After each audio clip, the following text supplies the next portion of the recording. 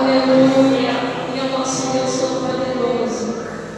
Oh Deus, meu Deus forte, amiga, fortaleza, minha alma tem sede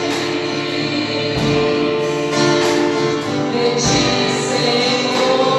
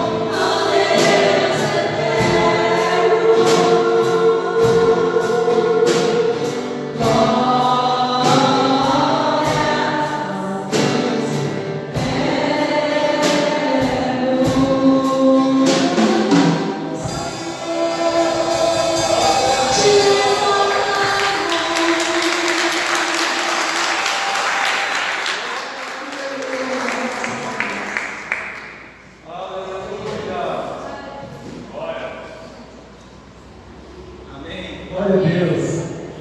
Aqueles que chegaram depois sejam muito bem-vindos. Há uma correria ali atrás para a gente conseguir o link. Nós estamos fazendo uma transmissão pelo PS ali, ao mesmo tempo pelo Facebook e também pelo YouTube. Amém? Então vai ficar lá. Aqueles que estão entrando agora, compartilhem o link, mande para os seus amigos, para os seus liderados. Vai ser uma palavra de bênção, né? E nós já queremos convidar aqui o pastor Valdinei. As demais igrejas, se a pastora Maria estiver no grupo aí da igreja, só para ver se o pessoal está conseguindo conectar, né? Se já está conseguindo entrar. Eu estou com o meu celular filmando ali, o meu notebook está lá na mesa, né? Só para todos estarem acompanhando ao mesmo tempo, nós queremos agradecer a todos que estão aqui presentes, as demais igrejas da região, né? Não só as 4 igrejas de Moarama, mas as 15 igrejas da região, neste momento estão todos reunidos no templo, assistindo este culto, né? Aqui nós somos de Moarama, nós estamos reunidos aqui, mas as demais igrejas estão reunidas em suas igrejas e será transmitido assistindo ao vivo pelo Facebook e pelo YouTube. Então, é bênção para nós. Amém? Uma salva de palmas para Jesus.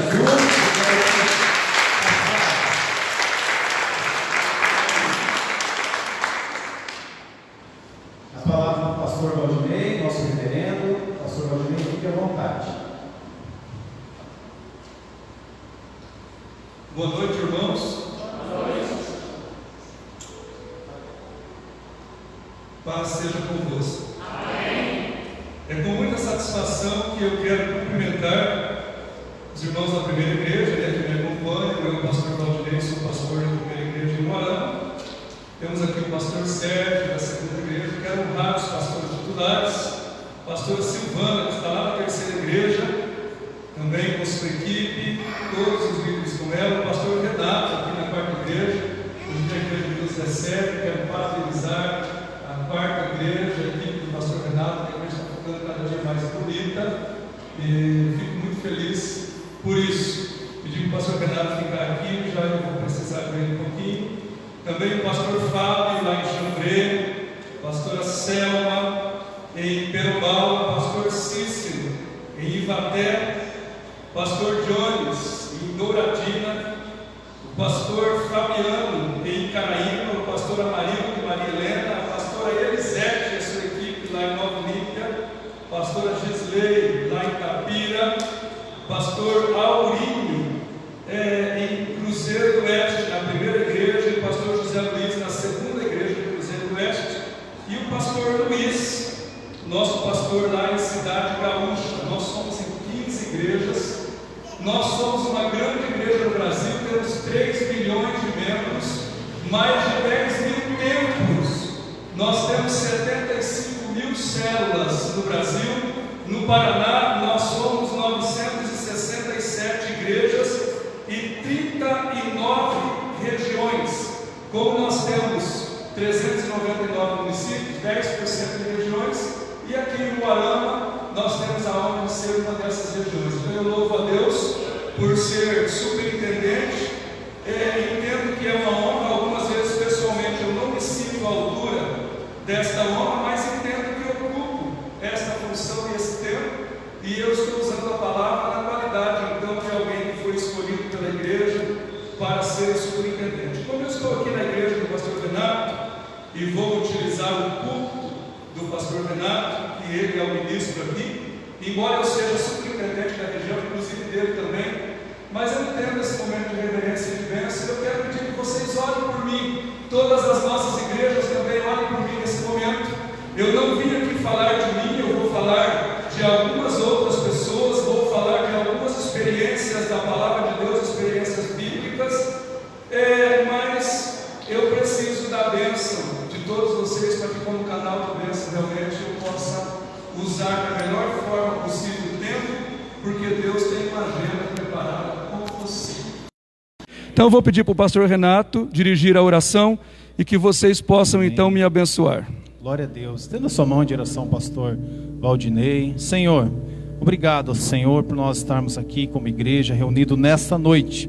Pai, nós te louvamos, nós te bendizemos, Senhor, porque o Senhor tem sido bom para conosco. O Senhor tem sido bom, Senhor, para a região 921, ó Deus. E aqui, Senhor, nessa noite está o nosso reverendo pastor Valdinei, Senhor, que ele possa, Senhor, nesta noite ser usado por ti, Senhor, que ele possa ser um canal de bênção, Senhor, em nome de Jesus, Pai, que ele, Senhor, seus lábios possam ser usados, Senhor, através do Espírito Santo, para ministrar, ó Deus, diretamente aos nossos corações, Senhor. Usa-o, Senhor, como um canal, Pai, e que possa, Senhor, a tua palavra, Pai, possa penetrar aos nossos corações e que possa fazer morada, Senhor. Nós abençoamos, ó Deus, esta reunião, nós abençoamos, ó Deus, a vida do pastor Valdinei como nosso líder, como nosso superintendente, ó Deus. Nós te agradecemos, Senhor, pelas bênçãos que o Senhor tem nos dado, ó Deus, através da sua liderança, e que o Senhor possa abençoar ainda mais esta noite, em nome de Jesus. Amém e amém.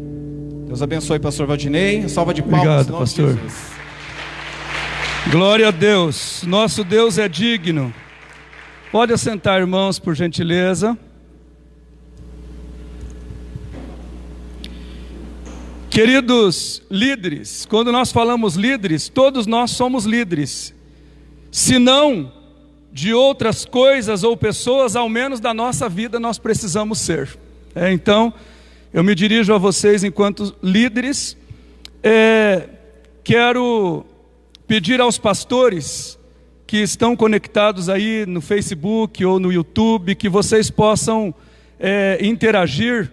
Nós temos aí, com certeza, eu pedi ao pastor Renato para que tivesse alguém que pudesse responder lá no grupo da igreja, no grupo do WhatsApp, e também alguém que pudesse responder o chat no YouTube e também o chat aí no Facebook. Estamos transmitindo aqui pela Quarta Igreja, porque temos também uma equipe aqui que pode nos auxiliar nesse sentido. Irmãos, o tema da palavra que eu quero partilhar com vocês é liderança visionária. Eu não vim aqui falar da minha experiência, eu tenho apenas 47 anos, eu estou contando com 47, mas ainda completo 47 dia 31 de dezembro, mas está chegando, está aí. Se Deus quiser, e eu estiver vivo até lá, irei fechar dia 31 de dezembro 47 anos de vida. E no mês de abril do próximo ano, no dia 6 de abril, eu vou completar 27 anos de ministério, 27 anos de pastor.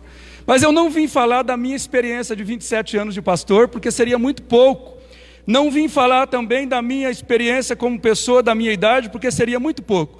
Mas eu vim falar de Moisés, vim falar de José, vim falar de Jesus, vim falar de Deus, da palavra de Deus.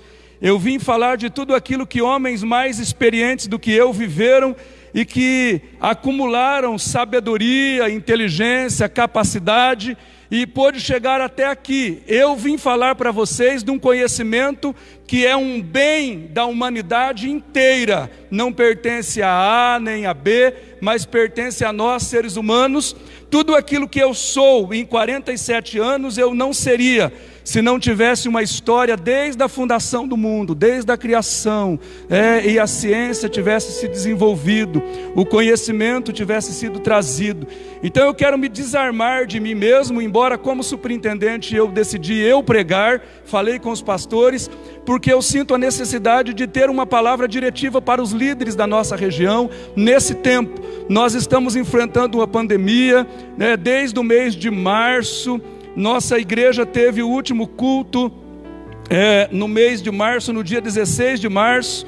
Depois nós ficamos 75 dias sem culto presencial. Tivemos os cultos sim, mas todos online. Hoje nós estamos tendo culto presencial e online, mas ainda estamos enfrentando algumas restrições. E eu precisaria falar com vocês como superintendente, como líder, até por uma palavra de ânimo, de levantamento, de renovo, uma palavra de Deus, que Deus venha transmitir ao nosso coração. E eu fui buscar em Deus, e eu quero trazer para vocês algum conhecimento. Vou aqui citar, por exemplo, T.J. Jakes, o bispo americano muito conhecido, John Maxwell, um líder norte-americano muito conhecido, alguém que treina líderes de sucesso há muitos anos, Dale Bronner, também um bispo americano, um homem de Deus, um homem muito conhecido, Samuel Rodrigues, também um homem de Deus, de uma liderança extraordinária, e muitos outros homens que eu vou citar durante o nosso estudo, inclusive Billy Graham, que também foi um homem extraordinário na área de liderança e de evangelismo. Então eu não vim falar apenas de mim e do conhecimento que eu tenho, e eu vou falar destes homens, do conhecimento que eles têm enquanto formadores de opinião e formadores de líderes, do ponto de vista bíblico. E para iniciar, eu quero chamar vocês para lermos Ezequiel, capítulo de número 37, o versículo de número 1. O nosso tema, liderança visionária. Liderança visionária. Eu já transcrevi aqui os versículos que eu vou ler, para ficar mais fácil. Alguns eu vou buscar aqui na Bíblia. Eu estou aqui com o aparelho para que eu possa localizar os textos bíblicos que eu vou ler, aqueles que eu vou ler. Vou citar alguns textos bíblicos. Eu gosto muito de reunião de igreja tradicional. Nós somos uma igreja pentecostal, a gente não tem esse costume, mas seria bom que tivéssemos, né? Eu gosto muito de reunião de liderança em algumas igrejas tradicionais, porque eles levam canetas e cadernos, e tudo eles anotam. Textos bíblicos eles anotam, para que depois eles possam averiguar, para que depois eles possam retomar o estudo. Graças a Deus vai ficar gravado a nossa reunião. Se você puder e quiser retomar depois, tiver interesse, você vai poder fazer também. Ezequiel capítulo 37, versículo 1 diz assim: veio sobre mim a mão do Senhor, e Ele me fez sair no Espírito do Senhor, e me pôs no meio de um vale que estava cheio de ossos. O que é um líder visionário? Um líder visionário é aquele que navega nas águas turbulentas do presente, ou que enfrenta as tempestades e as dificuldades do presente com o pé firme na terra, com o pé firme no chão. Mas também ele anda com uma experiência do passado, as suas dificuldades, as suas superações, os seus históricos, as suas batalhas. E o seu olhar, o olhar do líder visionário, está sempre no futuro, daquilo que ainda está por vir. E quando o Senhor levou o profeta Ezequiel no vale de ossos secos, Ele mostrou para ele um grande número de ossos secos, e o Senhor disse que ali estava um exército do seu povo, do povo de Israel, um exército do povo escolhido, do povo chamado, do povo de Deus, mas que estavam agora apenas em ossos, porque eles tinham perdido uma grande batalha, um exército que tinha sido derrotado. O vale de ossos mostra um exército destruído, um exército vencido. E de repente, num diálogo com Deus, o capitão pode perguntar, o general pode perguntar: você, como líder de um exército de Deus, como soldado ou como um capitão neste grande exército, pode perguntar para o Senhor: mas por que eles perderam a batalha naquele tempo? Por que eles perderam a batalha no passado? Ou de repente você olhando para você mesmo e de repente se sentindo no meio desses ossos como um soldado que lutou e perdeu a batalha em algum momento. De repente você pode perguntar: Senhor, mas qual o propósito? E o Senhor, nosso Deus, pela sua palavra, nesse tempo de pandemia, Ele tem uma palavra diretiva para você. E Ele diz que se você perdeu uma batalha no passado, se esse exército aqui de Israel perdeu uma batalha no passado, é porque Ele tem um propósito nesse tempo, de levantar você e fazer de você um grande exército, e um exército vitorioso, que vai vencer a batalha nesse tempo, em nome de Jesus. Deus é um Deus visionário. Quem é visionário tem um olho no futuro, enfrenta as dificuldades do presente e pauta sim a sua vida nas experiências do passado, mas não fica parado no passado.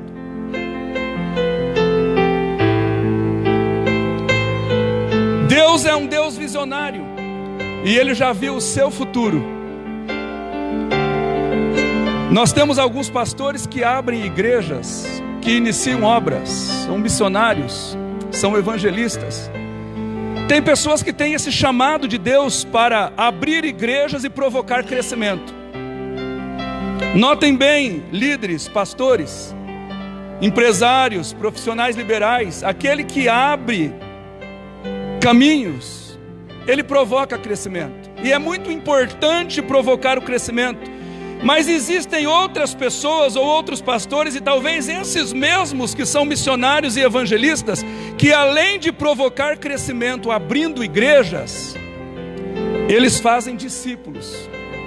E aí eles não apenas provocam crescimento, mas eles provocam multiplicação. Billy Graham, quando ele completou 50 anos de evangelista, o maior evangelista desse tempo, foi perguntado a ele o que ele faria para que o seu ministério pudesse ser maior do que foi. E ele disse: se eu pudesse voltar 50 anos atrás, eu pararia para formar 100 homens. Em 50 anos, 2 por ano, eu formaria 100 Billy Grahams. E eu faria 100 vezes mais do que eu fiz sozinho. Todo líder de sucesso, ele não apenas abre caminhos, mas ele também forma discípulos. Ele reproduz a sua espécie para que a sua obra possa ser grande. Irmãos, eu quero lembrá-los aqui, quinta-feira inclusive falei uma palavra nesse texto lá na igreja. A nossa live ficou sem som, não tinha alguém que pudesse responder o chat, e depois eu tive que excluir a live porque deu um problema na captação do som e ficou mudo toda a live. Mas os irmãos que estavam na igreja se lembram, e eu quero retomar aqui uma experiência que Saul teve. 1 Samuel 10, versículo 1, 21 e 22. 1 Samuel capítulo 10, versículo 1, versículo 21 e versículo 22. Samuel, ele era o último dos juízes. Olha bem, quando Ana, ela foi na casa do Senhor e ela orou pedindo um filho, ela pediu um filho não para ela somente, mas ela pediu um filho para Deus. Ela disse: se o Senhor me der um filho, eu te darei.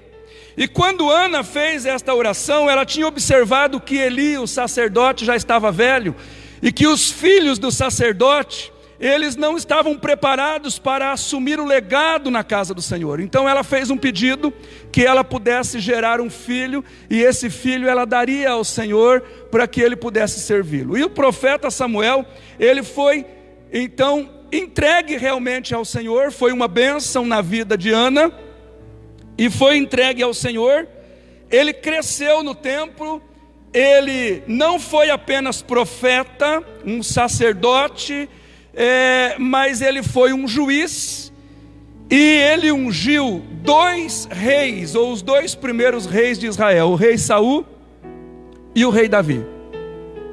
No entanto, Samuel, sendo um juiz era aquele que julgava a nação em nome de Deus. A nação não tinha rei, outras nações tinham reis, mas o povo de Israel pediu um rei. Não queriam mais continuar sendo julgado pelo próprio Deus através da figura de um juiz.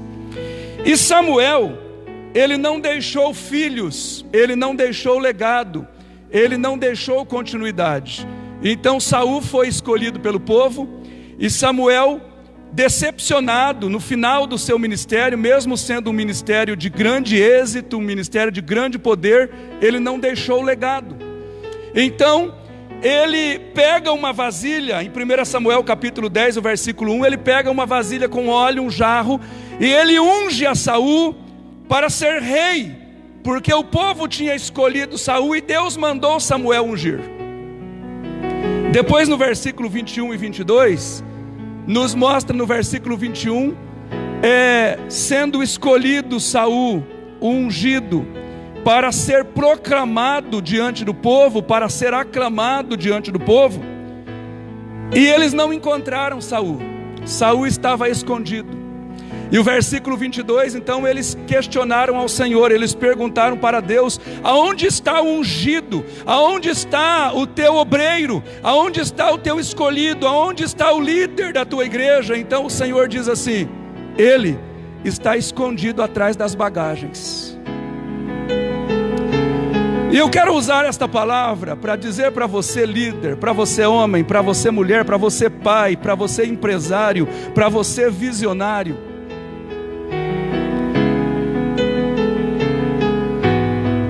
que de repente mesmo tendo experimentado o mover profético, tendo experimentado a unção do Espírito, tendo estado no meio dos profetas e profetizado com eles, no momento da aclamação, no momento da exposição pública, Saul estava escondido entre as bagagens. É bem verdade que na nossa vida, quando nós olhamos para a bagagem, nós podemos nominar cada uma delas. Uma bagagem que significa o medo, a outra que significa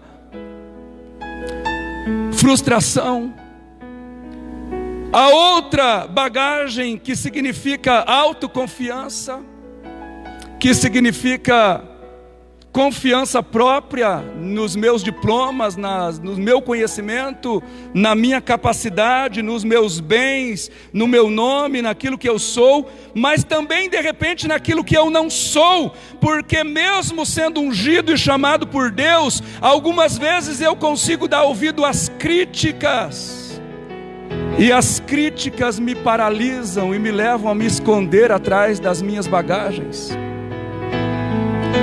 Mas Deus quer nos lembrar nesse tempo que não foram as críticas que te chamaram, que não foram as críticas que te ungiram, que te separaram, mas aquele que te alistou, aquele que te chamou, Ele é o Todo-Poderoso, o nome dEle é Jeová, e não são as críticas que vai poder te paralisar e levá-lo a se esconder atrás de bagagens. Deus está dizendo nesse tempo para você, não é o medo da pandemia, não é o medo da morte, até porque Paulo disse que o viver para mim é Cristo e o morrer para mim é lucro, porque eu sei em quem eu tenho crido.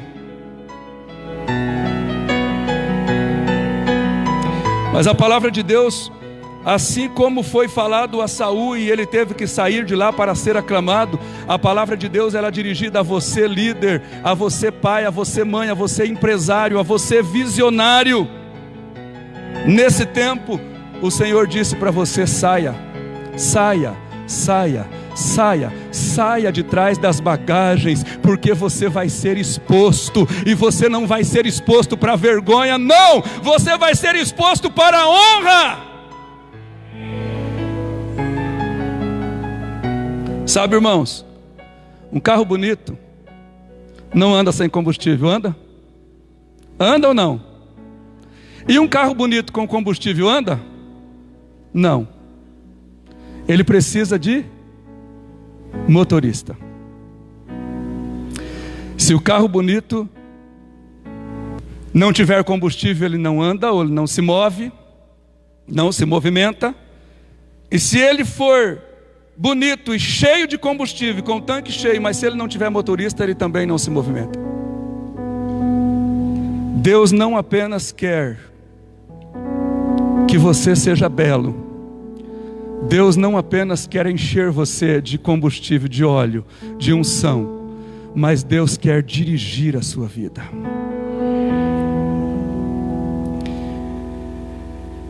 Há uma unção sobre você, há unção sobre os seus filhos, há também uma unção sobre os filhos dos seus filhos. Eu me lembro da palavra de Deus em Êxodo capítulo 20, o versículo 6, onde o Senhor Deus diz assim: eu uso de misericórdia até 1000 gerações daqueles que me adoram. Isso quer dizer que Deus tem uma promessa na sua vida, tem uma promessa na vida dos seus filhos, tem uma promessa na vida dos filhos dos seus filhos, e tem uma promessa na vida dos filhos dos seus filhos, porque Ele alcança com misericórdia até 1000 gerações daqueles que o adoram. E ainda uma outra coisa, você não foi curado para dar um testemunho e dizer assim: agora eu estou curado, eu sou uma pessoa curada, olha que bênção. Não, você não foi apenas curado, você foi transformado. E quando você foi transformado, não foi apenas para ficar transformado, mas você foi transformado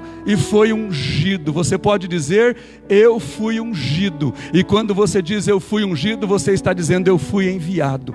Deus, Ele não apenas curou você, mas Ele te transformou e te enviou para curar a vida de outras pessoas.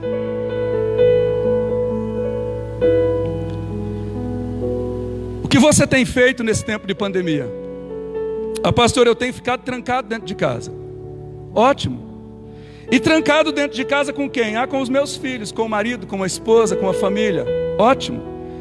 Eu vou mostrar para vocês a vida de alguém que foi trancado dentro de casa e que teve uma grande diferença na vida desta pessoa, porque ela não estava apenas trancada, ela estava na direção de Deus, na unção de Deus, na palavra de Deus, e ela estava abençoando a vida dos seus filhos. 2 Reis capítulo 4 fala a história da viúva, que ela foi até o profeta Eliseu, dizendo que ela era esposa de filho de profetas, e ela estava passando por uma crise muito difícil e estava para perder os filhos.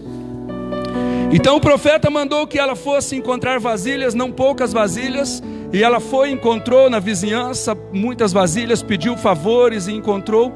E quando ela chegou diante do profeta, o profeta falou para ela assim: agora vai para a tua casa, entra na tua casa com os teus filhos. Olha só, entra na sua casa com os seus filhos. Ele não falou vai para o Facebook, ele não disse vai para a televisão, ele não disse vai para o WhatsApp. Ele disse entra na tua casa com os teus filhos e fecha a porta sobre vocês. Pegue a vasilha de azeite que você tem e comece a despejar junto com os seus filhos em todas as vasilhas. E então ela entrou, fechou a porta e começou a despejar o azeite. E ela foi despejando o azeite. Enquanto tinha vasilhas, tinha azeite sendo jorrado. Se você entrar na sua casa com a sua família e você decidir abençoar a vida da sua casa, lá da sua casa vai sair profetas, lá da sua casa vai sair pessoas levantadas para tocar esta nação e esta geração e transformá-la. Algumas vezes nós ouvimos pais dizendo com relação aos seus filhos: aonde eu errei?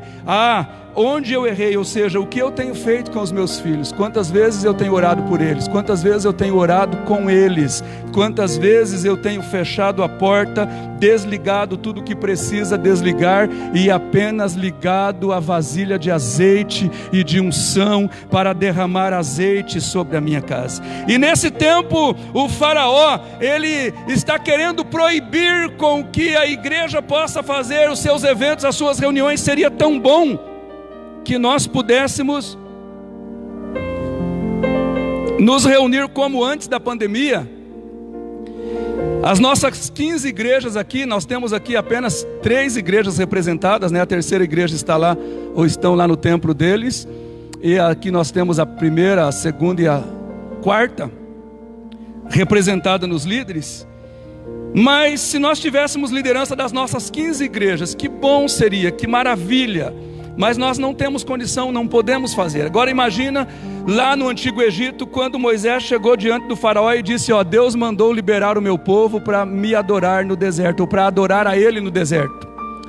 O faraó proibiu, o faraó não deixou, mas Deus continuou chamando o seu povo para adoração. E nesse tempo o faraó quer proibir as pessoas irem à igreja. E algumas pessoas estão ligadas e estão preocupadas com o faraó, e outras pessoas estão buscando em Deus a liberdade da escravidão para poder adorá-lo. Porque tem pessoas que nasceram com o espírito profético e têm sido levantados com o espírito profético e entendem que nasceram para adorar a Deus. O Nabucodonosor também está querendo que a igreja se prostre diante dos seus ídolos, diante de suas fábulas, diante das suas falas. Mas Deus está levantando nesta igreja, nessa liderança desse tempo, homens e mulheres de Deus que não dependem apenas do templo, mas que podem sair e ir às suas casas, ir às casas aonde tem acesso, e levar azeite, e levar unção, multiplicação, salvação, resgate. Pode estar ali dentro da casa, mas não apenas dentro da casa sem fazer nada. Eu posso falar para vocês de alguma coisa que poucas pessoas conhecem hoje, que é o culto doméstico. Eu participei de cultos domésticos, eu participei de reuniões domésticas na casa dos meus avós, na casa de uma tia que eu estive com eles um período. Nós tínhamos o nosso tempo. Quando eu estava no seminário, nós tínhamos o nosso culto dentro do seminário. Os seminaristas se reuniam para fazer o culto. E ali no culto doméstico é o lugar que o pai ora pela família. É o lugar que a mãe abençoa os filhos juntamente com o pai. É a hora que os filhos abençoam os seus pais, abençoam a família. É a hora que um filho tem a oportunidade de fazer uma oração. É a hora que um filho tem a oportunidade de fazer uma pregação. E isso tudo, dentro do culto doméstico, passa a fazer da família, passa a fazer do lar um celeiro de milagres. Dentro de casa começa a ser levantado homens e mulheres que Deus vai usar para impactar esta geração. Tudo aquilo que fazemos dentro da nossa casa com os nossos filhos faz a diferença. Todos vocês receberam um copinho como esse? Eu quero pedir para você fazer, nós vamos fazer um ato simbólico, uma unção. Salmo 23, o versículo 5 diz assim: unges a minha cabeça com óleo, e o meu cálice se transborda. O Salmo 23 é um salmo futurístico. Se você ler o Salmo 23, ele está tudo profeticamente apontando para o amanhã, para o futuro, para a visão de futuro. O primeiro versículo diz assim: o Senhor é o meu pastor e eu não terei falta de nada, ou nada me faltará. É Ele que me faz deitar, é Ele que me faz repousar, é Ele que me leva às águas refrigeradoras, é Ele que me leva a pastos verdejantes. Então, eu quero que você possa usar esse óleo. Coloque o seu dedo mesmo, nós não estamos ungindo por conta de algumas observações da saúde pública. Então coloque o seu óleo e em nome de Jesus, unja a tua cabeça com óleo, para que a unção do Espírito de Deus possa levar você ao transbordamento. O óleo é simbólico, ele simboliza a ação do Espírito Santo, ele simboliza o envio e o poder de Deus sobre a tua vida.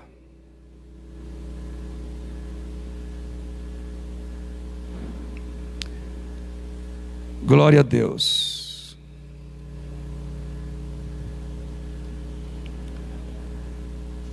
Os seus dias de esconderijo está chegando ao fim. Não solta a unção. Receba a unção de Deus, você foi ungido, creia. Creia. Quem é batizado nas águas, são batizados em águas comuns. Mas quando sai das águas do batismo, sai rejubilando porque recebeu o batismo. Amém ou não amém? Quando nós tomamos a ceia, nós comemos um pedacinho de pão e bebemos um copinho de suco. Mas nós nos alegramos porque nós recebemos a comunhão no corpo e no sangue de Cristo. Amém ou não amém? Você foi ungido com óleo comum, mas você precisa receber a unção do Espírito Santo. Os seus dias de esconderijo estão acabando. Deus vai tirar você do esconderijo, vai expor você para a glória dele. Eu quero dizer uma coisa para você. Olha só, os dias da vaca magra para José foram mais poderosos do que os dias da vaca gorda. Eu não vou me aprofundar nisso, mas eu quero apenas que você possa segurar esta palavra. Existem pessoas que estão com medo do futuro, estão com medo de hoje e estão com medo do futuro. Nós não dependemos de escassez, nós não dependemos de miséria, nós não dependemos de situações do mundo, nós dependemos de Deus. E aonde quem tem Deus na sua vida e crê em Deus chega, o ambiente onde ele está se transforma. José, ele recebeu uma visão que ele seria grande, ele seria governador. E quando ele recebeu uma visão que ele seria governador, ele era pequeno. Tem muita gente que quer receber uma grande visão quando já consegue ver alguma coisa com os olhos naturais. Mas se você falar de uma grande visão e de repente alguém olhar para a sua história de vida e vai dizer, não, você não tem condição, você nunca vai chegar lá. Assim fizeram com José. José sonhou. E ele falou o sonho para os seus irmãos, falou o sonho para seu pai e para sua mãe. Ele disse que ele reinaria sobre seus irmãos, ele reinaria sobre seu pai e sobre sua mãe. Os seus irmãos odiaram ele, ele não era líder de nada, ele não governava nada, nem a sua própria casa. Mas ele tinha um sonho de ser governador. E os seus irmãos então venderam ele. Primeiro colocaram ele numa cisterna, depois venderam como escravo, e depois, como escravo, ele foi acusado de assédio e ele foi parar numa prisão. Algumas pessoas, alguns líderes, conseguem sonhar quando está tudo dando certo. Mas de repente, quando as coisas começam a dar errado em algum aspecto, tem alguns líderes que perdem a visão, perdem o foco e deixam de sonhar. Se o sonho é iniciado por Deus, ele vai acontecer. É bem verdade que Deus nunca nos fala que para nós chegarmos ao alvo, nós vamos ter que passar por uma cisterna, ou vamos ter que passar por uma venda, por traição dos próprios irmãos, por ser vendido como escravo, por ser acusado e de repente por uma prisão, né, como aconteceu na vida de José. É bem verdade que alguns de nós temos caminhos bem diferentes. Mas quando José chegou diante do faraó e ele interpretou o sonho que faraó teve, e Deus deu o sonho para faraó e não para José, porque o faraó, ele era líder poderoso, e Deus vai usar algumas pessoas poderosas para poder abrir portas, abrir caminhos, logicamente, para a sua vida durante a sua trajetória. Logicamente, nós dependemos de pessoas e dependemos de circunstâncias, claro, mas a mão de Deus é sempre que está agindo. E José se tornou governador, e ele teve 7 anos de vacas gordas. E todo mundo na época da vaca gorda esbanja. Todo mundo na época da saúde perde a saúde. Todo mundo na época da juventude joga a juventude no lixo. Não é assim? Depois a gente corre atrás para recuperar a juventude. Tem um monte de gente aí da minha idade para frente, ou talvez um pouco mais novo, desesperado para recuperar a juventude, né? Fazendo todo o possível. Nada disso é proibido, nada disso é pecado. Não estou criticando isso, só estou dizendo assim, muitas vezes nós temos as vacas gordas nas nossas mãos, em diversos aspectos históricos da nossa vida, e nós não valorizamos, e de repente corremos atrás depois do prejuízo. Mas José, no tempo da vaca gorda, ele não esbanjou, ele armazenou. Ele soube administrar. E quando chegaram as vacas magras, todo mundo tinha ouro. Todo mundo tinha ouro, mas não tinha comida. E ouro não vale nada quando falta comida. Na verdade, nós precisamos de nos alimentar e precisamos buscar alguma coisa que é básica. E quando José então tinha comida, e as outras pessoas nos outros lugares, nos outros países tinham ouro, essas pessoas vinham e traziam ouro para José, enquanto José dava semente para eles, dava comida para eles.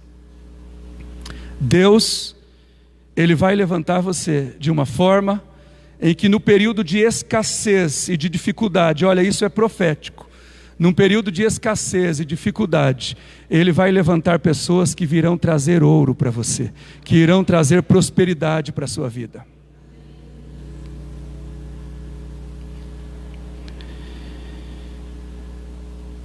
Quando o faraó olhou para Moisés, lá quando Moisés estava indo embora do Egito com todo o povo de Israel, faraó olhou Moisés lá perto do Mar Vermelho, e faraó diz assim: te peguei, agora eu quero ver o que você vai fazer.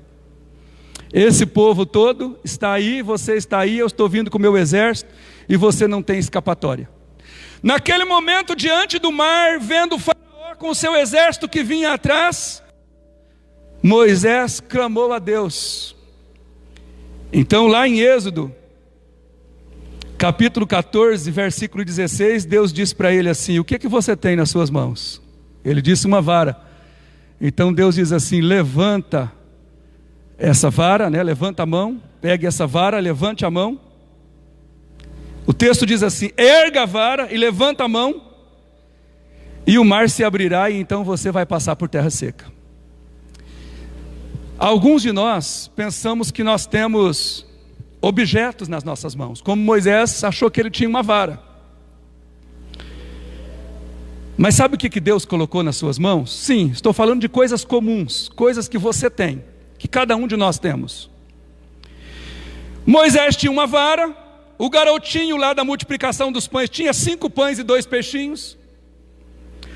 Davi tinha uma pedra, Jacó tinha uma pedra. E Deus quer que você olhe para o que você tem nas mãos e não veja um objeto apenas simples, comum. Mas Deus quer que você olhe para o que você tem nas mãos e veja que Ele colocou uma chave nas suas mãos. E você vai usar esta chave que você tem nas mãos para fazer o milagre acontecer. Quando Deus perguntou a Moisés o que você tem nas mãos, ele disse uma vara. Deus diz: erga a vara e levanta a mão e o mar se abrirá. Quando foi perguntado o que teriam, então os discípulos vieram a Jesus e dizem assim: tem um menino aí que tem 5 pães e 2 peixinhos, Mateus 14, 17 a 19, Mateus 16, 9. Tem um menino aí que tem 5 pães e 2 peixinhos. Mas o que é isso para tanta gente? De repente eu olho para o meu recurso, para a minha realidade e digo: mas o que eu posso fazer com isso? E então, lá em Mateus 16, 9, Jesus diz assim: vocês não compreendem ainda, e vocês não se lembram que com 5 pães e 2 peixes foram sustentados 5.000 homens, e vocês ainda juntaram 12 cestos do que sobraram? Sabe, irmãos, muitas vezes Deus faz milagre na nossa vida no passado, e é muito importante pautarmos a nossa realidade do passado para enfrentarmos o presente e olharmos para o futuro. E muitas vezes Deus faz milagre na nossa vida no passado, Deus nos move em algumas situações, e de repente contextos nos levam a nos desviar do foco, e nós nos esquecemos daquilo que Deus já fez na nossa vida.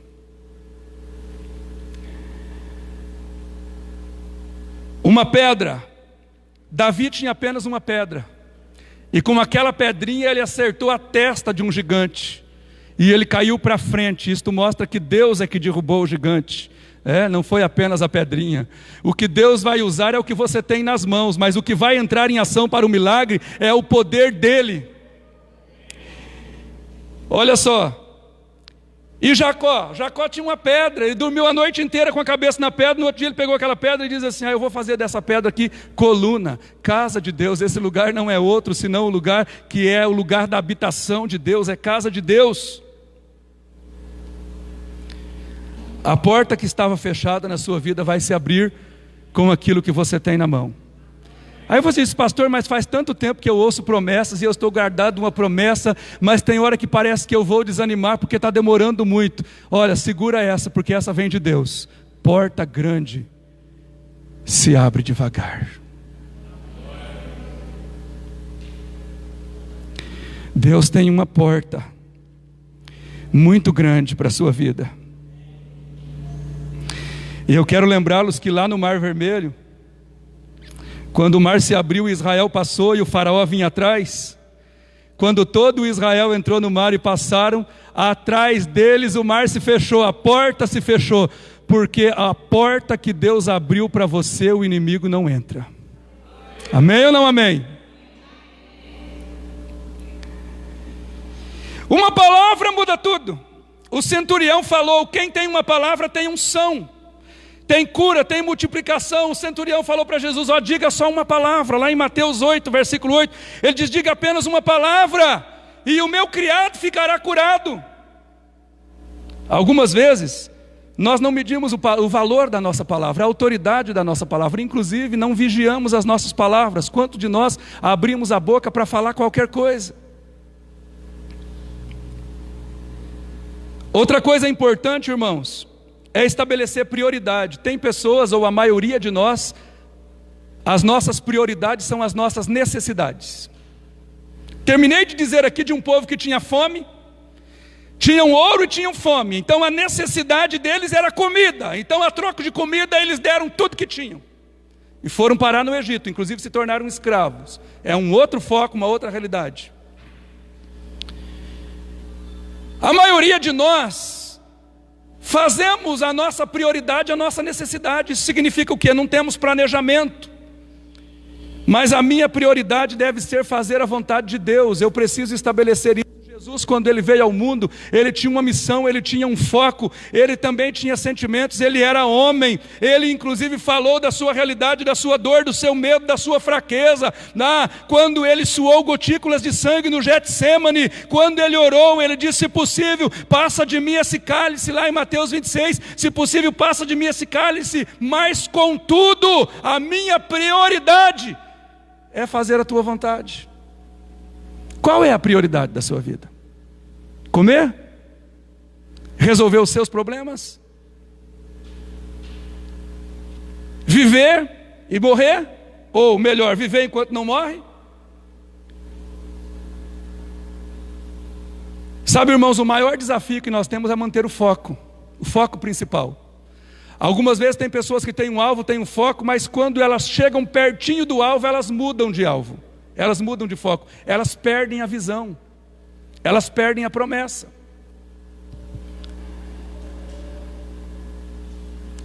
Quando você chegar perto do alvo, você corre risco de perder o alvo de vista. Então é preciso manter o foco.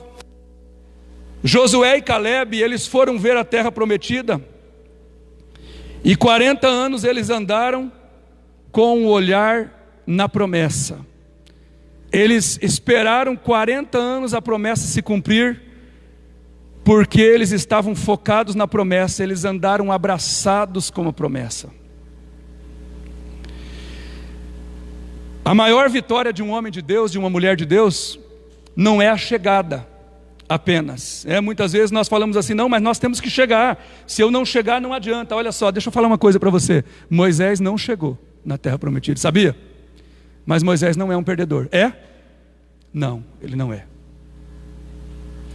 Hebreus capítulo 11, 33 e 39 diz assim, o versículo 33 diz que eles alcançaram promessas, mas o versículo 39 diz que eles não alcançaram a promessa. Ou seja, eles alcançaram promessas no sentido de que Deus prometeu, e o que Deus prometeu para eles, Deus fez. O que Deus prometeu para eles, mas eles não alcançaram a promessa, que era chegar na terra prometida e avistarem o Salvador. Se eles não chegaram, mas eles avistaram de longe e saudaram a promessa, então o chegar não é tudo na sua vida. O que é tudo então? Heróis não são aqueles que buscam a Deus como última resposta. Heróis são aqueles que buscam a Deus como única resposta. E eles não recuam, não porque eles têm que chegar, mas eles permanecem fiéis, apesar das frustrações. Eles não recuam, eles não olham para trás. Eu poderia citar muitos textos aqui, Lucas 9,62, por exemplo, aquele que põe a mão no arado e olha para trás não é apto para o reino de Deus. Mas eu posso citar um texto muito forte, que é Romanos capítulo 4, versículo 17, que diz que Abraão creu contra a promessa, versículo 17 e 18. Ele acreditou em Deus, que chama à existência as coisas que não existem, como se elas já existissem. Então nós precisamos pautar a nossa trajetória dessa forma. E a palavra de Deus nos ensina a ser visionários, a ter uma visão, a olhar para frente e aprender com líderes que são líderes visionários. E nós temos aqui, por exemplo, Moisés, que foi um homem de grande visão e que Deus trabalhou na vida dele em algumas etapas. Por exemplo, primeiro Deus tirou ele do meio dos escravos e criou ele num palácio. Ele foi criado como príncipe, mas como príncipe ele não sabia lidar com o povo, com gente, com ovelhas, e ele saiu um dia e matou um egípcio para defender um hebreu, fez algo que precisava fazer, que era defender o hebreu, mas fez de forma errada. Isso fez com que Moisés, com 40 anos, pudesse ir para o deserto, e foi a Midian, e ficou lá no deserto mais 40 anos, e lá ele aprendeu a cuidar de ovelhas. decepcionado, frustrado, não querendo nem saber de voltar no Egito, de repente lá sozinho, sem o faraó, sem ninguém perto dele, nem Jetro estava lá, nem a esposa. Deus tem um encontro com ele no meio da sarça, e Deus fala com ele e diz para ele que vai mandá-lo de volta para o Egito. Então Moisés é levado de volta para o Egito para falar com o faraó. E quando Moisés começa a agir e a falar com o povo, e a mover o povo no sentido de levar o povo para a liberdade, primeiro o povo não acreditava nele, não tinha vínculo com ele. Depois, quando o povo decidiu segui-lo, eles ainda eram um povo que murmuravam. E quantos líderes se cansam quando estão fazendo alguma coisa e de repente dizem assim: eu estou desanimado, porque eu marquei tal coisa, não veio ninguém, marquei tal coisa, veio tantas pessoas, marquei o outro, veio tantas pessoas. Sabe, irmãos, se existe uma coisa que Satanás quer cunhar na nossa vida, é um negócio que chama desânimo. E Deus precisa levantar você enquanto líder. A palavra entusiasmo significa Deus dentro. Eu preciso manter Deus dentro, eu preciso manter entusiasmo para fazer o que eu estou fazendo, se eu tiver 100 pessoas na igreja ou se eu tiver apenas 3. Preciso ter a mesma característica como líder. Mas algumas vezes estar ali diante dos liderados, das murmurações, não é fácil. E Moisés estava vivendo esta realidade, mas Deus provou ele, identificou ele com o povo. E chegou um momento que Deus mostrou para ele o que ele faria dele, o que ele faria com o povo, e como ele se identificou com o povo, e como ele levou o povo de Deus para fazer o que precisava. Quando Deus falou com José, da mesma forma, Deus deu a José uma visão e sustentou ele para que a visão se tornasse uma realidade. O que é visão então, pastor?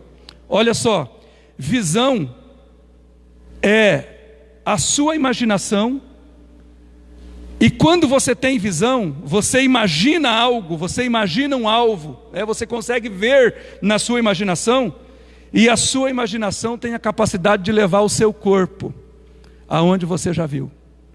Irmãos, escutem essa: ninguém chega no lugar com o corpo físico aonde nunca foi com o seu pensamento, com a sua imaginação. Tudo aquilo que você puder crer será seu. É isso que Deus disse, a Abraão: tudo aquilo que você puder ver, tudo aquilo que você puder crer será seu. Quando você abre a boca e diz assim: eu não consigo, pronto, já deu o que você acredita, não vai conseguir mesmo. Por quê? Porque você está fortalecendo a sua fraqueza, você está fortalecendo o seu ponto fraco, sua falta de fé.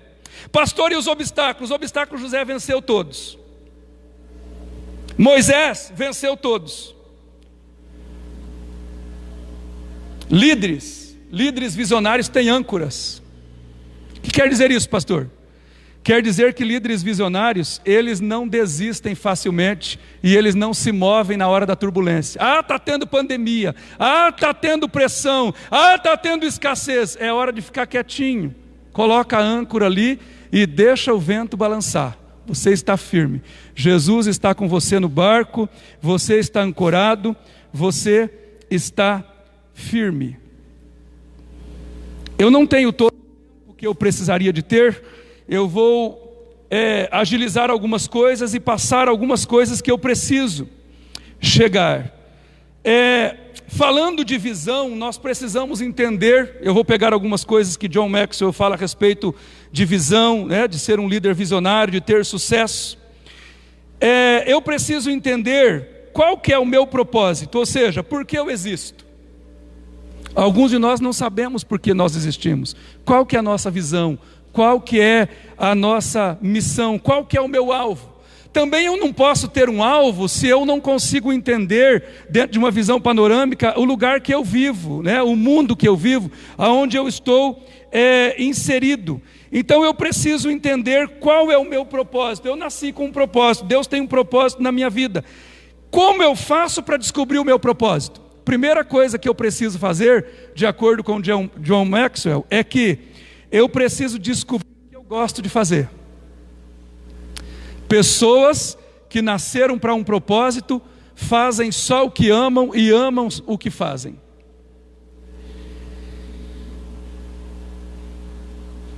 Eu ouvi um comentário de Dale Bronner. Ele diz assim que, observando o homem bilionário, por exemplo, o dono da Amazon, com 200 bilhões de dólares, então de repente um grupo de pessoas em conversa, se eu tivesse um dinheiro desse, eu teria parado de trabalhar já, eu já não estaria mais trabalhando.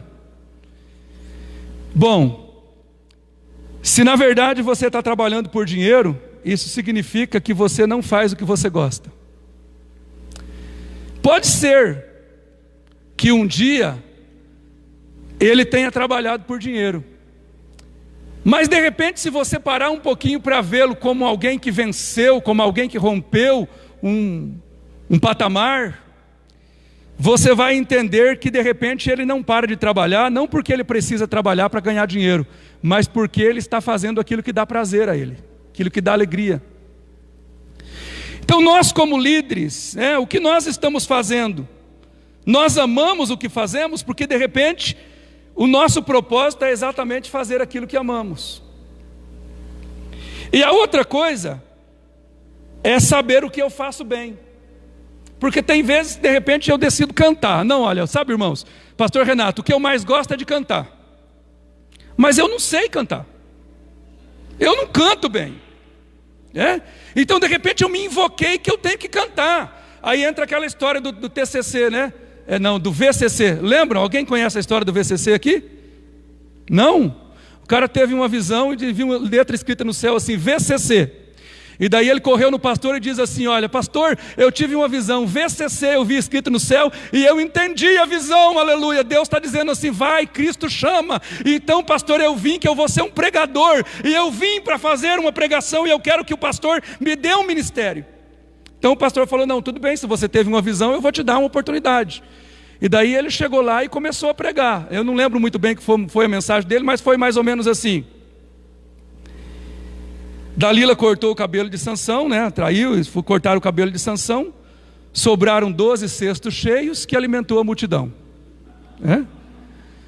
Daí quando ele terminou a pregação, o pastor olhou para ele e falou assim, olha, aquelas letras no céu, letras garrafais, que você viu que está escrito assim, vai, Cristo chama, antes você deveria ler assim, vai cortar cana. Então não adianta nada eu querer fazer algo, eu dizer que eu quero fazer algo porque eu gosto, mas eu não sei. Então para descobrir o meu propósito eu preciso saber do que eu gosto, do que eu amo, do que eu brilho e naquilo que eu faço bem.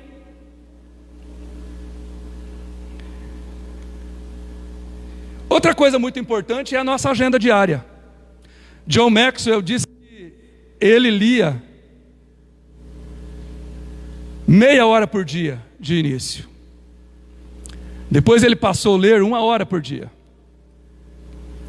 E quando o pai dele comprava presente para ele, em tempo de dar algumas bobageiras que todos os pais dão, o pai dele comprava um livro. E dava um livro para ele, sobre sucesso, sobre liderança. E o pai dava o livro para ler, dava o tempo para ele ler e pagava para ele ler. E depois fazia uma mesa redonda, fazia ali uma prova, alguma coisa para conversar sobre a leitura que ele estava fazendo. E ele disse que ele passou 50 anos da vida dele fazendo isso. Imagina você, se você quer ter sucesso, quer chegar em algum lugar, mas de repente você vive totalmente diferente daquilo que você quer chegar. Muita gente tem alvo, sim, tem alvo, mas você não pode ter apenas alvo, você precisa ter alvo e planejamento, ou seja, precisa saber como você vai chegar a esse alvo. Eu quero uma casa, eu vou deitar, dormir e amanhã a casa vai estar na minha porta. É assim? Eu quero um carro. Então, Senhor, eu vou colocar no meu projeto de vida. Sabe aquele papelzinho que a gente faz, que nós colocamos ali um agir mágico, né? Vou escrever aqui meu projeto de vida, está aqui, eu quero um carro. Senhor, eu quero um casamento. E durmo lá, vai chegar. Você precisa ter um alvo e precisa ter planejamento. Mas além disso, existem pessoas que em tempo de passar a vida inteira preparando aquilo que eles querem, onde eles querem chegar, eles passam a vida inteira consertando os erros do passado. Irmãos, Erros do passado não podem ser mudados. Péssima notícia, né? Mas eu tenho uma boa notícia para você. Eles podem ser superados. E Deus deu a você a capacidade de superar o passado. E inclusive Deus deu a você a capacidade de superar a você mesmo.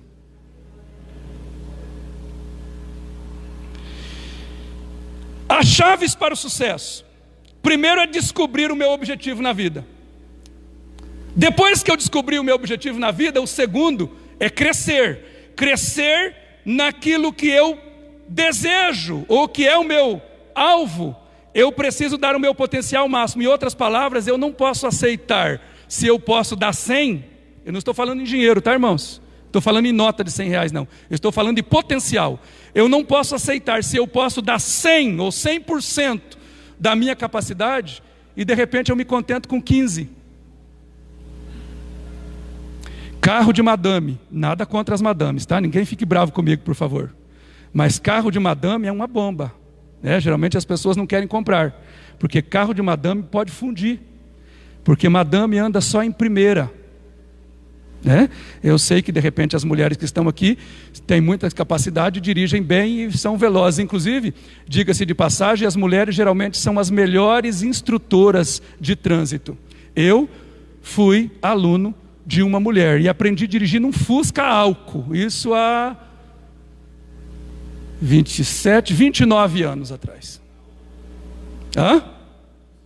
Fazer rampa com Fusca álcool não é fácil, né? Mas a mulher me ensinou. Ela me ensinou a ouvir o ronco. Quando o ronco mudava, ela disse: chegou a hora, né, de soltar o freio de mão. Então, irmãos, olha só.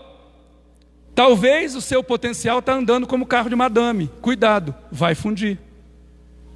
Então, volte a dar o máximo daquilo que você pode. Primeiro, descobrir o seu potencial, né? o seu objetivo. Segundo, atingir o máximo do seu potencial. Terceiro, semear, ou seja, você aprende, você pratica, você ensina. O segredo de homens de sucesso é semear na vida de outras pessoas. Você precisa pegar alguém, de preferência uma pessoa por mês, e você precisa semear na vida dela o seu conhecimento. No outro mês você precisa pegar uma outra pessoa, ou seja, você precisa ser uma fonte. Você precisa absorver, aprender, experienciar, ou seja, viver, e depois você precisa ensinar.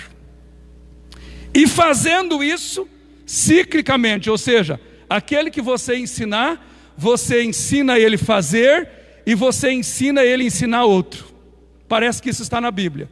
2 Timóteo 2,2, né? Aquilo que recebeste de mim, confia a homens fiéis ou idôneos que sejam capazes de ensinar a outros.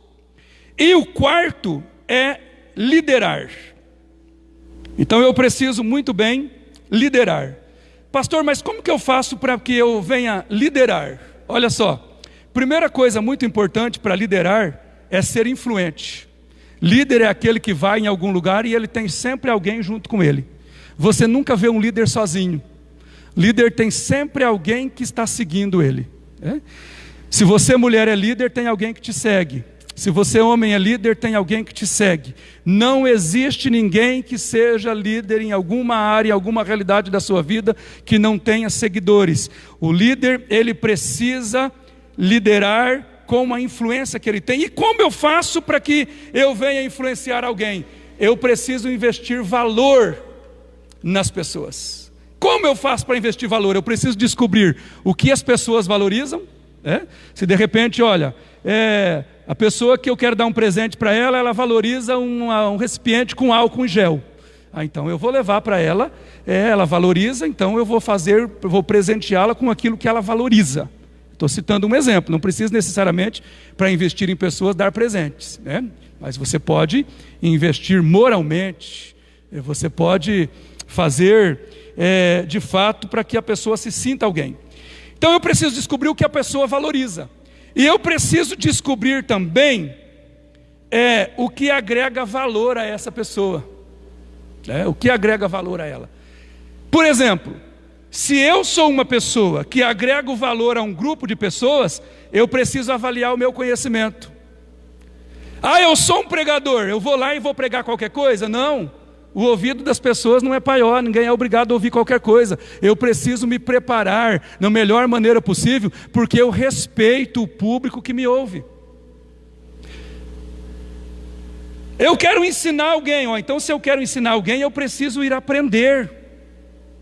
Eu sou professor, eu procuro fazer um planejamento na minha aula, e eu procuro planejar e aplicar da melhor maneira possível, porque eu respeito os meus alunos, e eu quero investir valor neles.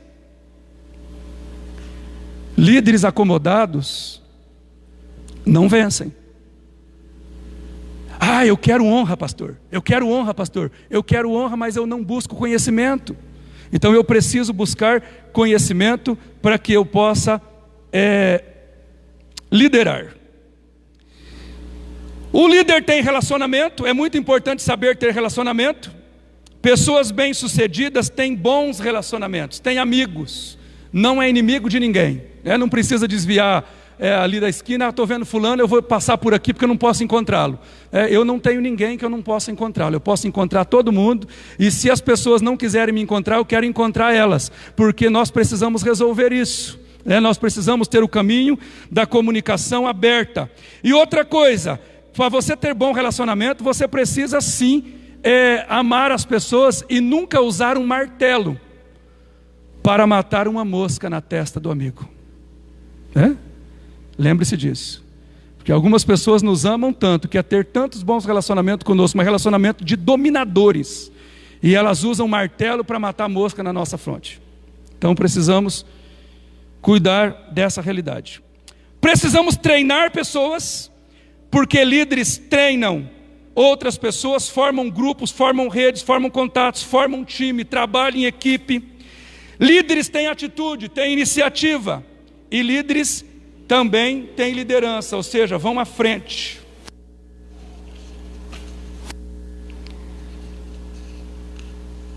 Eu quero terminar a palavra mostrando para vocês algo muito importante para esse tempo. Lá em Êxodo, capítulo 5, do versículo 6 a 9, nos fala sobre a realidade que o povo de Israel enfrentou. Quando eles foram chamados para adorar a Deus no deserto, o faraó achou que eles tinham tempo ocioso e que ele podia castigá-lo porque eles estavam fazendo corpo mole, porque tinham tempo de sobra. Então o faraó falou assim: eu vou tirar recurso deles e eu vou fazer com que eles produzam o mesmo tanto de tijolo. Eles produziam tijolo para construir o Egito. Faraó disse: antes, eles recebiam a palha. Falou para os chefes, para os líderes: eles recebiam a palha. Agora, a partir de agora, eles vão ter que produzir do mesmo jeito, mas eles não vão receber palha mais. Vamos fazer esse povo pular. Sabe, irmãos, quando nós temos problemas, a primeira coisa que nós temos que fazer, ao identificar o problema, é ser criativo. Precisamos aprender como resolver problemas. Aquilo que o inimigo usa para te desanimar, para te parar, Deus usa para te levantar e para te dar vitória. Quando esse povo, eles receberam menos recurso, ou seja, não receberam palhas, e eles tinham que produzir o mesmo tanto de tijolo, eles tiveram que ser criativos. E nós somos criativos porque nós somos a imagem de Deus. Deus é um Deus criativo. E nós, para sermos criativos, ou seja, quem é criativo sabe resolver problemas. E além da criatividade, nós precisamos ter flexibilidade, ou seja, precisamos aprender a resolver problemas um após o outro. Isso é flexibilidade. Devemos ter diversas maneiras, diversas possibilidades, porque o inimigo, além dele saber que ele vai te dar um problema, ele ainda vai tentar fechar você nas possibilidades de resolver esse problema. Então, além da criatividade, você precisa ser flexível para não cair naquilo que o inimigo está tentando fazer com você. Qual é o problema que você tem na sua vida? Qual o problema que você tem na sua empresa? Qual o problema que você enfrenta na sua casa? Qual o problema que você enfrenta no seu trabalho? Qual o problema que você enfrenta na sua igreja? Ou qual o problema que você enfrenta no seu ministério?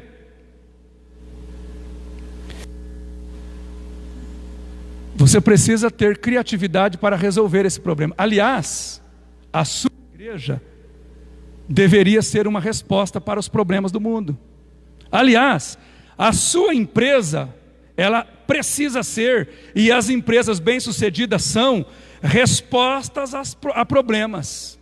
Você tem tal situação, tal necessidade, você chega lá e encontra a solução. A sua vida, o seu ministério, deve ser resposta a problemas. Todas as vezes que você tem problemas grandes demais, é porque você está pequeno demais. Então você precisa crescer. Tem que produzir o mesmo tanto de tijolo, mas agora nós não recebemos mais palha. Nós teremos que ir buscar a palha, teremos que fazer o tijolo, teremos que multiplicar o nosso trabalho. A crise chegou, temos que trabalhar dobrado para fazer o mesmo, ter o mesmo resultado, ou quem sabe até um pouco menos. Então é preciso ter criatividade.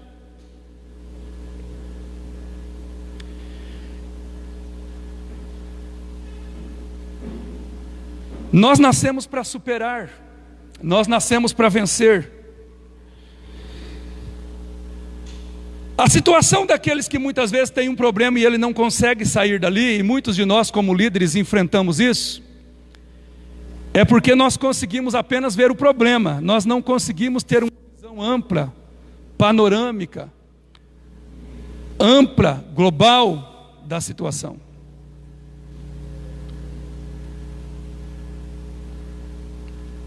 Tem uma fala que vocês devem, uma ilustração que talvez vocês já ouviram, eu já ouvi ao menos umas 3 vezes. Diz que tinham 3 pessoas que estavam assentando tijolos. E veio um empreendedor, um visionário, e perguntou para o primeiro: o que você está fazendo? Ele disse assim: eu estou assentando tijolos. Aí o visionário foi na segunda pessoa e perguntou para ele: o que você está fazendo? Ele disse: eu estou levantando uma parede. E o visionário foi na terceira pessoa que estava fazendo a mesma coisa e perguntou: o que você está fazendo? Ele disse: eu estou construindo um shopping.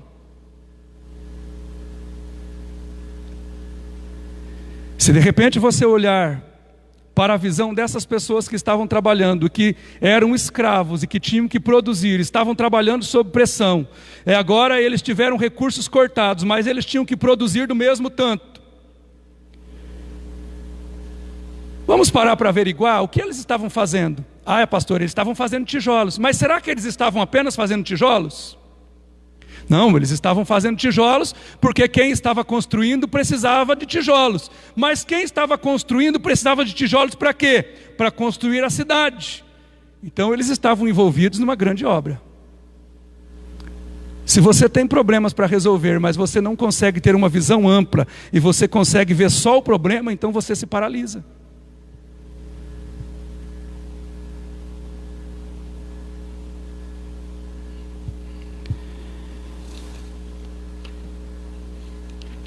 Olha só, muitos de nós temos um plano, ou seja, temos um objetivo, sabemos o quê? O que você quer? Eu quero ser pastor. Interessante que eu acho que eu nunca quis. Quando eu digo eu acho, é porque eu não tenho muita certeza. Quando eu paro um pouquinho para analisar a minha vida histórica nesses 27 anos, parece que as coisas foram acontecendo, pastor Renato, na minha vida. Eu não cheguei um dia no meu pastor e falei: eu quero que o senhor me unja porque eu quero ser pastor. As coisas foram acontecendo. Chegou um determinado dia que eu olhei para mim mesmo e eu disse assim: bom, a última coisa que eu queria ser era pastor. Aí, pastor, então o senhor está dizendo que não queria ser e o senhor é o que não queria? Bom, sabe, irmãos, muitas vezes, para você conseguir o que você quer, você precisa fazer o que você não quer. Pastor, então o que o senhor quer? Eu quero obedecer a Deus, eu quero honrar a Deus. E muitas coisas que eu faço no meu ministério, na minha vida, nem todas as coisas que eu faço é o que eu quero fazer. Faz só o que quer. Tem alguém que faz só o que quer? Deixa eu dar um exemplo bem clássico, assim, bem tranquilo. Você chega lá em casa, a empregada, para aqueles que têm, não veio, ou é domingo, ou é feriado, ela vai só no outro dia, e a pia está cheia de louça. As louças podem desaparecer de lá misteriosamente. Eu sei fazer louça desaparecer. Mas muitas vezes, se eu fizer isso, eu terei problema depois. Então, tempo de fazer desaparecer, melhor lavar.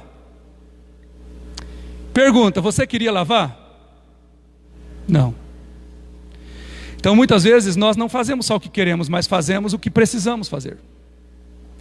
Então olha só, você tem um objetivo, ou seja, você sabe o que. E você tem um plano, você sabe como. Você precisa ter um objetivo, saber o que você quer. Eu quero uma casa. Precisa ter o plano, ou seja, como eu vou construir essa casa.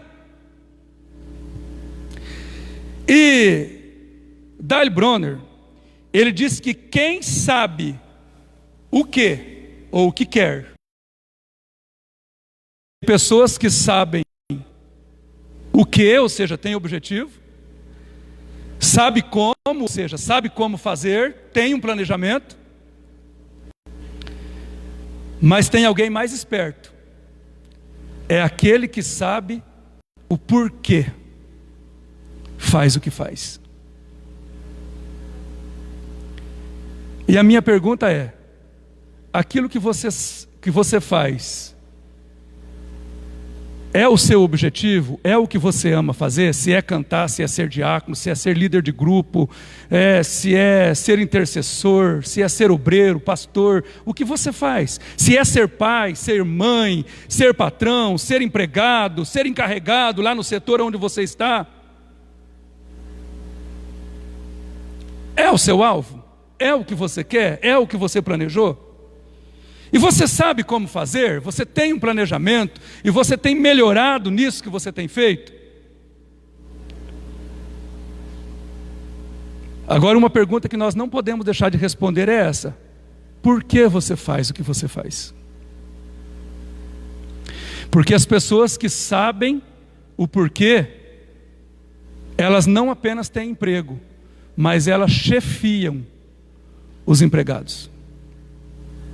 Ou seja, são pessoas que sabem o porquê fazem o que fazem. Quando eu não sei o que eu quero, o porquê eu faço, o porquê eu estou, o porquê eu vim, a galera do desânimo consegue me desapontar. Consegue me fazer esconder atrás da bagagem. Consegue fazer eu ir embora. Consegue fazer eu ter medo. Mas quando eu sei o porquê eu faço o que faço,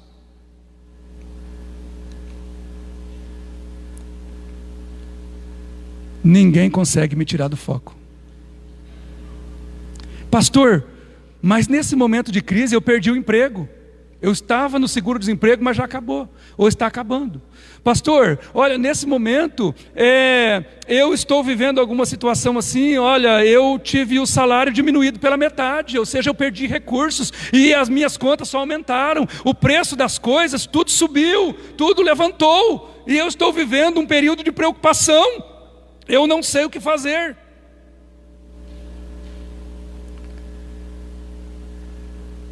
Você pode ter perdido o recurso, mas você não perdeu a capacidade. No estacionamento de supermercado, uma ilustração, uma história verídica. No estacionamento de supermercado estava um homem tocando violino e o som do violino cobria o estacionamento. De repente, um homem bem-sucedido chega e preciso sustentá-los. Por isso eu estou oferecendo a minha música. E aí aquela pessoa parou ali um pouco e ouviu ele tocar, e depois deu o depoimento, que enfiou a mão no bolso e entregou tudo o que ele tinha no bolso para aquela pessoa. Não porque ele teve dó dele, não porque ele achou que ele precisava, mas porque ele viu naquele homem um homem de capacidade. Ou seja, mediante a uma perda de um recurso, ele encontrou criatividade e capacidade para olhar para ele, ver o que ele tinha e podia oferecer para outras pessoas em um momento de perda de recurso. Deus colocou muita capacidade em você, e você pode usar esta capacidade criativa de um Deus criador, que fez você e te capacitou e te dotou para glorificar o nome dele, e não vai ter cortes de recursos que vão impedir você de construir o empreendimento que você foi levantado por Deus para construir. Você vai ser um canal de bênção. Deus te levantou para isso. Eu quero nesse momento convidar você para ficar em pé. Quero convidar aqui a pastora Regiane e a sua equipe. Nós já vamos fazer a parte final, vamos orar. Quero fazer a ministração final.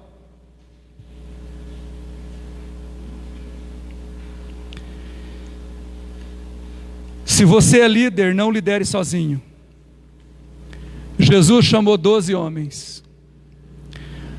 Depois nós encontramos o envio dos 70. No cenáculo eram 120. No dia da unção de Pentecostes, se reuniram 3.000. Filipe em Samaria reuniu multidões. E a igreja que Jesus Cristo começou continua reunindo multidões ao redor do mundo e salvando vidas, porque Jesus não veio para fazer nada sozinho. Jesus veio para levantar líderes. Jesus veio para fazer de você um canal. Jesus veio para te dar capacidade. Jesus veio para tirar de sobre os seus ombros a carga do pecado e do cansaço, e renovar as suas forças. E Jesus, ele diz que a obra que começou em você, ela não pode acabar em você. Não, você não é uma represa, você é um rio, e o rio sempre corre para alimentar outros rios. Deus é a fonte, e você está ligado nesta fonte, e Deus quer que você estabeleça objetivos, tenha planos, e que você atinja esses objetivos em nome de Jesus. O apóstolo Paulo disse: ai de mim se eu não fizer, eu sou um prisioneiro do Senhor. E Jesus disse: eu não vim para fazer o meu querer, mas eu vim para fazer a tua vontade. Então nós vamos ouvir agora uma canção que Deus vai falar ao seu espírito, e depois nós vamos orar a palavra de Deus de um tempo de renovo sobre as nossas vidas.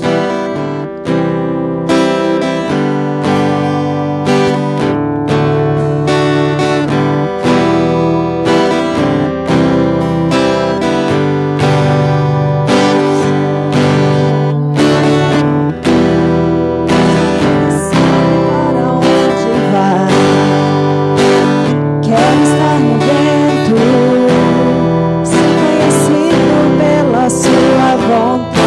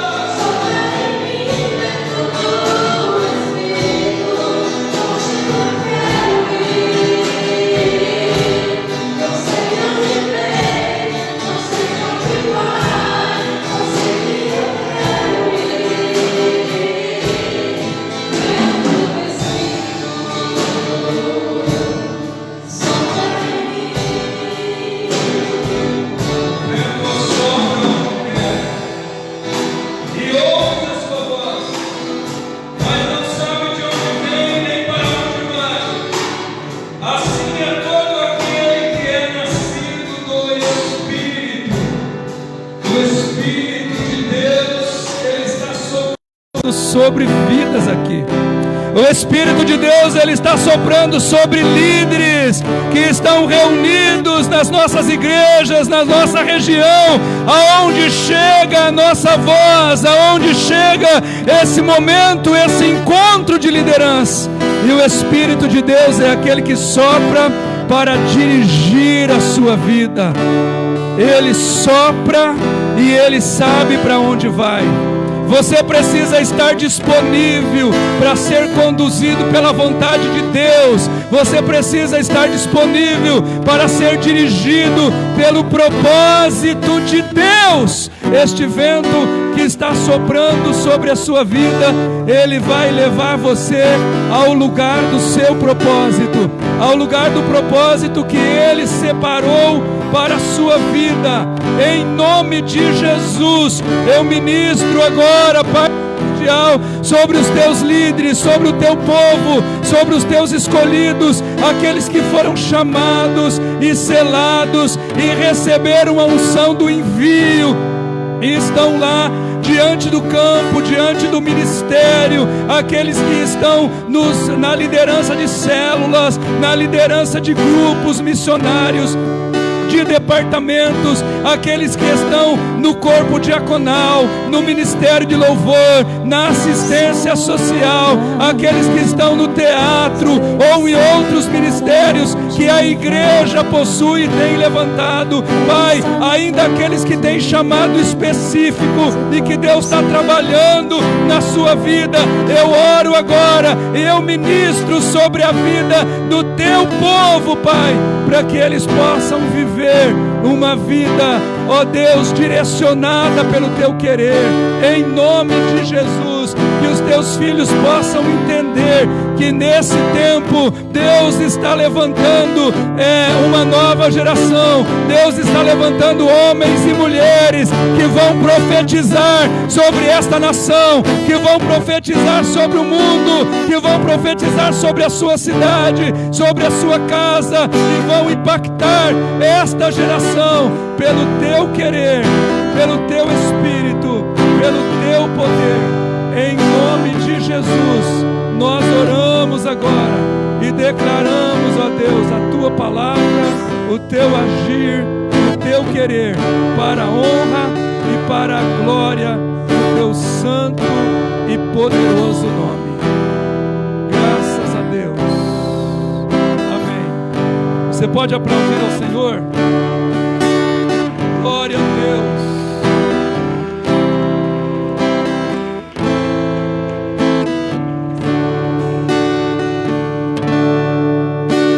É bastante conhecida. Ela diz que o vento sopra e só ele sabe para onde vai.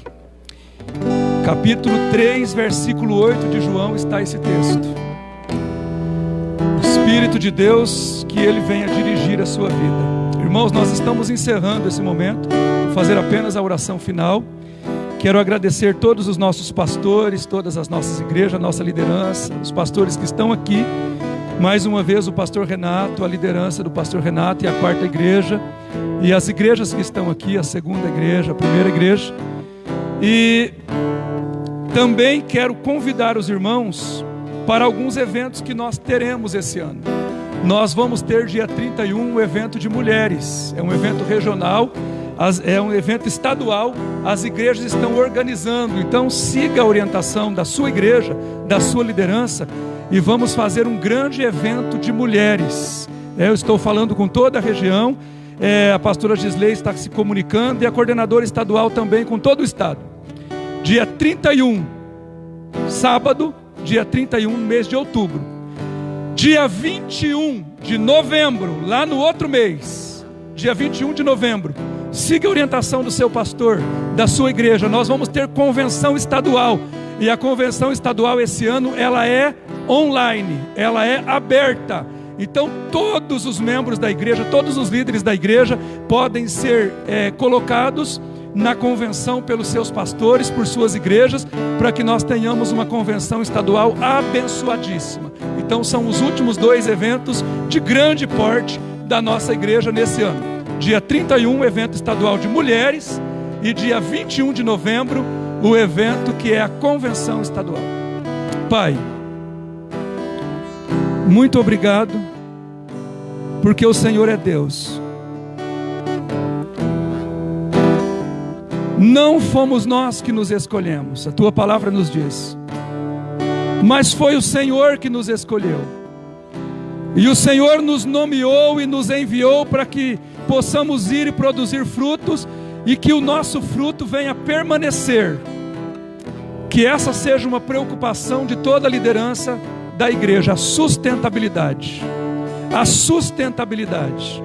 Que a igreja ela não apenas possa existir como um movimento e fazer barulho, mas que a igreja possa ter continuidade, que a igreja possa ter perseverança, que os teus líderes sejam levantados, ungidos e sustentados pelo Senhor. Nós oramos agora e abençoamos o teu povo e te agradecemos. Amanhã seja um culto de bênção em cada uma das nossas igrejas, nos horários de cada uma das nossas igrejas. Meu Deus, abençoe cada um dos nossos líderes, nossos pastores, fortaleça a cada dia os nossos ministérios, nos ajuda na multiplicação de líderes, para que não apenas possamos crescer como igreja, mas para que possamos nos multiplicar como pastores, como liderança, em nome de Jesus. E para encerrar, eu desejo que o grande amor de Deus, o nosso Pai, a graça bendita do Senhor Jesus Cristo, a comunhão e a consolação do Espírito Santo, desça sobre vós e permaneça para sempre. Queridos, Deus vos abençoe. Está encerrado então a nossa reunião. Muito obrigado por vocês que estão aqui presentes, e muito obrigado pelos irmãos que estão presentes em cada uma das nossas igrejas.